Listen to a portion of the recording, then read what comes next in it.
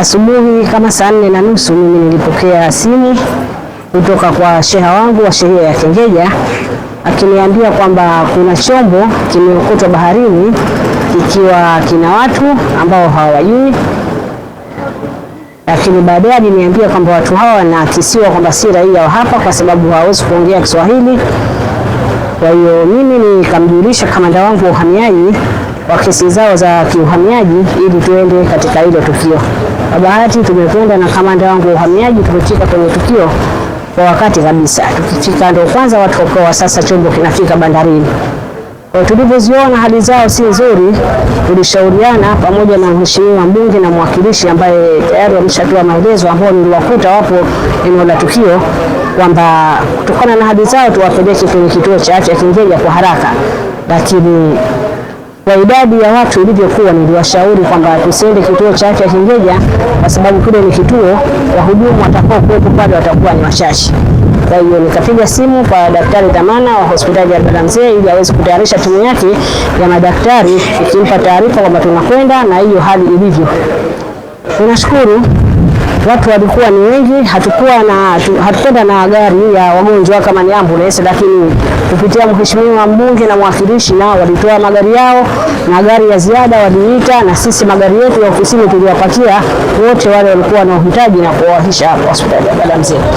Tukiwa njiani nilimpigia simu mheshimiwa mkuu wa mkoa, bosi wangu, ili naweze kutambua tukio hilo, naye kama tunavyoona amefika kwa wakati. Tunashukuru sana madaktari wa hospitali hii ya Abdalla Mzee, kwa kweli wametupokea vizuri na huduma zimetolewa kwa vizuri sana. Tunawashukuru kwa hilo. Asante. Mmoja tayari akiwa amefariki, maana jumla atakuwa ni 40. Kati ya hao wanawake 23 na wanaume ni 17.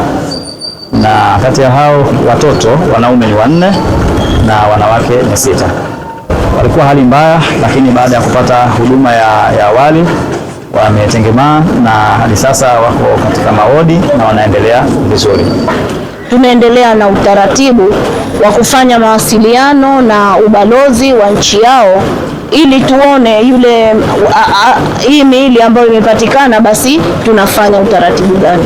Serikali yetu ya mkoa kwa kushirikiana na uongozi wa hospitali, wilaya na shehia tutashirikiana kwa pamoja kuhakikisha kwamba afya za wenzetu hizi zinazidi kuimarika, na tumeona madaktari wameanza kuwafanyia vipimo mbalimbali. Kiukweli siku 16 kukaa baharini bila ya kula, bila kunywa ni shida. Wenzetu wamepata shida, japo kwamba sio raia wa Tanzania, lakini bado ni wanadamu wenzetu, tunatakiwa kuwahudumia, na sisi kwa miongozo ya viongozi wetu wakuu basi tutawahudumia kwa moyo mmoja mpaka tuhakikishe kwamba hali zao zimeimarika. Pia wenzetu wa uhamiaji, baada ya kuwa hali iko vizuri, basi taratibu nyingine zitaendelea. Lakini niendelee kuambia wananchi wa mkoani kama walivyosema kwamba maiti pengine zinaweza zikawa zipo. Kwa hiyo niombe pale ambapo kutajitokeza labda kuona mwili, tusisite, tuwasiliane kwa haraka.